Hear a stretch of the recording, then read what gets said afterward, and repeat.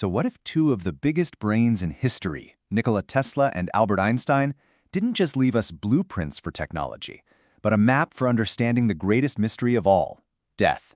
Turns out, their discoveries, which are rooted in pure physics, might just change the way you see, well, everything. It's the one question that kind of haunts us all, right? It just sits there in the back of our minds. The thought that one day your heart will stop, and your awareness, your you, where does it go? It's a huge question, and it's one that really drove with Einstein and Tesla, especially in their final years. And here's the thing. Their answers weren't based on faith or some kind of philosophy. Nope, this was all based on pure physics. They looked at the fundamental laws of the universe, time, energy, consciousness, and they came to this pretty startling conclusion that completely challenges the very idea of an end. Okay, so first, let's dive into Einstein's world. To really get his view on death, you first have to understand his pretty radical view of reality itself. See, he didn't see the universe as some story that's being written as we go. He saw it as a book that's already finished.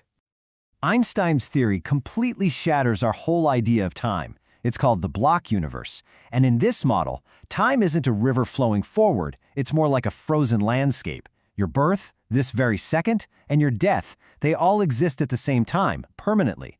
You're not really moving through time, your consciousness is just kind of lighting up different points on an eternal map. Get this, Einstein wrote these words when his best friend died. Now, I know it sounds incredibly cold, right? Almost heartless, but that's only until you understand his perspective. He wasn't saying his friend's life meant nothing. He was saying his friend's death meant nothing. Because in the block universe, his friend hadn't really gone anywhere. He was still there, existing in all the moments they'd ever shared. So the really crucial takeaway here is that if every single moment is permanent, then you are a permanent feature of reality. Every version of you at every single age is etched into the fabric of the cosmos forever. You can't be erased any more than a mountain on a map just vanishes because you've driven past it. But this is the one question that Einstein's theory couldn't quite answer. If the universe is just a static, eternal block, what is this moving spotlight of awareness, our consciousness, that's experiencing it all one moment at a time? Well, for that piece of the puzzle, we have to turn to Tesla. All right, now let's switch gears to Nikola Tesla, who had a totally different approach. He wasn't so focused on the structure of space-time, he was absolutely obsessed with the nature of energy, frequency, and consciousness itself. And this brings us to Tesla's most radical idea. We're all taught that this 3-pound organ in our skull creates our awareness. Tesla believed that was completely backward. He saw the brain not as a generator, but as a biological receiver, like an antenna that's tuning into a signal of consciousness that is fundamental to the entire universe. A signal that's always broadcasting. The implications of this are just staggering. I mean, if Tesla is right, you are not your body. You're the signal. A signal doesn't die when the radio breaks, right? It just stops being broadcast through that one device. Your unique awareness, your specific frequency, it exists completely independent of its physical receiver. Tesla really believed he was tapping into some kind of fundamental universal consciousness. And this idea actually resonates with a core mystery in quantum physics, the observer effect. That's the idea that reality doesn't seem to become real until something observes it. In this view, consciousness isn't just a passenger, it's what makes reality happen. Okay, so we've got two absolutely revolutionary ideas from two of history's greatest geniuses. One gives us an eternal universe, and the other gives us an eternal consciousness. So what happens when we put them together? This is the great synthesis. Einstein provides the map, this eternal, unchanging reality where every single moment exists forever.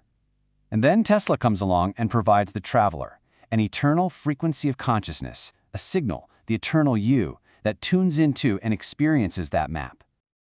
Just let that sink in for a moment. You aren't some temporary being moving towards an inevitable end. According to this synthesis, you are a fundamental, eternal awareness that is experiencing a permanent reality. So what happens when you die? It's not annihilation. It's relocation. The traveler, your awareness, it simply stops illuminating one coordinate on the map and moves on. But that old location, your entire life, it remains a permanent part of that map, forever. Now, this is a fascinating theory for sure, but what does it actually mean for us, right here, right now? Well, if any of this is true, it fundamentally changes the most important question we could ever ask ourselves. If every moment is eternal, then this moment right now isn't just some fleeting blip. It is a permanent monument that you are building in the landscape of space-time. The real question isn't about the future. It's about the quality of the eternity that you are sculpting with your present awareness.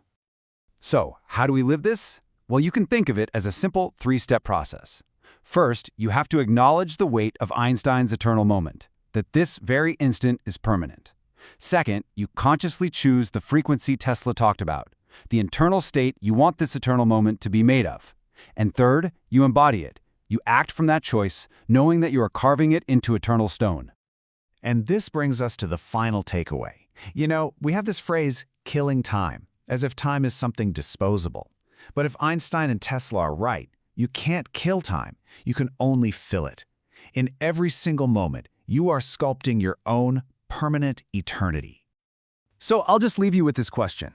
As you go about the rest of your day, with this new map of reality in your mind, just ask yourself, with this thought, with this action, with this breath, what kind of eternity are you building right now?